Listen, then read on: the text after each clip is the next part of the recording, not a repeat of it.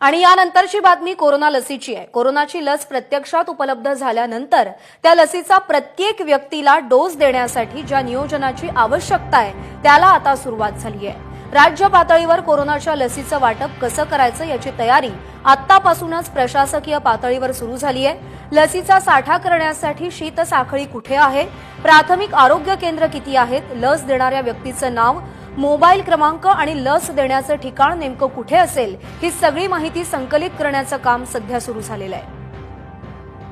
अधिक माहितीसाठी आपल्यासोबत आहेत राहुल कुलकर्णी। राहुल, कशा पद्धतीनं सज्जता दिसतेय, कशा पद्धतीनं सज्जता सुरू झाली आहे प्रशासकीय पातळीवर?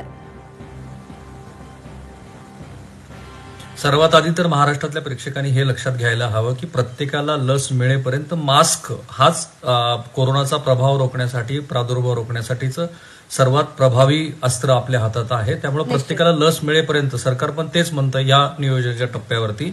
आणि नोव्हेंबर आणि डिसेंबरच्या दरम्यान, साधारणपणे डिसेंबर जानेवारीच्या दरम्यान जर लस प्रत्येकाला डिस्ट्रीब्यूट करायची असेल तर काय करायला हवं त्या संदर्भातली ही सगळी तयारी आहे।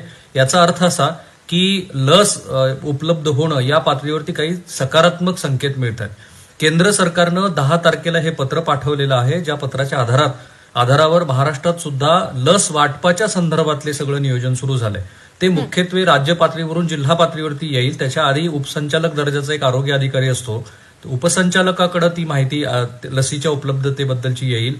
जिल्हा पातळीवरती जिल्हा आरोग्य अधिकाऱ्याकडे ते येईल आणि जिल्हा आरोग्य अधिकाऱ्याकडून मग ग्रामीण रुग्णालय, उपजिल्हा रुग्णालय आणि उपजिल्हा रुग्णालयामध्ये पॅरामेडिकोचे जे फोर्स असतात की ज्यांना कॅरियर्स म्हणतात, तर ते कॅरियर्स हे प्रत्येक गावामध्ये ही लस घेऊन जाणार आहेत। जे एकूण नियोजन आहे ते नियोजन असं दिसतंय की एकाच वेळेला कमीत कमी मेडिको सेक्टर मधल्या तरी मंडळींना पहिल्या टप्प्यामध्ये लस मिळावी असं हे नियोजन आहे।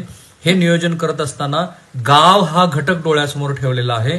प्रत्येक गावामध्ये ती लस कशी पोहोचेल त्याचं नियोजन, तो कोण जबाबदार व्यक्ती असेल, त्याचा कॉन्टॅक्ट नंबर काय असेल, ज्या ठिकाणी ही लस डिस्ट्रीब्यूट करायची आहे ते सेंटर्स कुठं असतील आणि मग त्याचे पिनकोड्स कसे असतील, म्हणजे गाव पातळीपासून ते दिल्लीपर्यंत वन स्ट्रोक इन्फॉर्मेशन अवेलेबल होईल आणि मग देशाला हे कळेल की पहिल्या टप्प्यामध्ये आपल्याला नेमकी किती लस लागणार आहे, दुसऱ्या टप्प्यामध्ये किती लागणार आहे।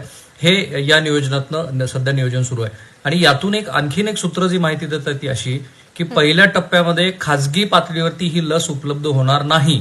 म्हणजे सरकारी यंत्रणेच्या माध्यमातून लस ज्या वेळेला ज्या जबाबदार आणि महत्वाच्या घटकांना द्यायची आहे त्यांना दिल्यानंतर मग मेडिकल स्टोअर्स असतील किंवा इतर खासगी आस्थापना असतील तिथं ते उपलब्ध होईल।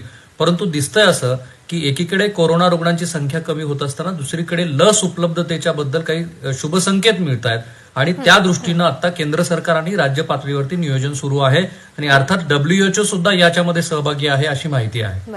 नाही, तुम्ही सांगता राहुल त्याप्रमाणे या सगळ्या प्रक्रियेमध्ये खूप वेगवेगळे टप्पे आहेत आणि त्या टप्पे पार केल्यानंतर ती लस सामान्यांपर्यंत पोहोचणार आहे।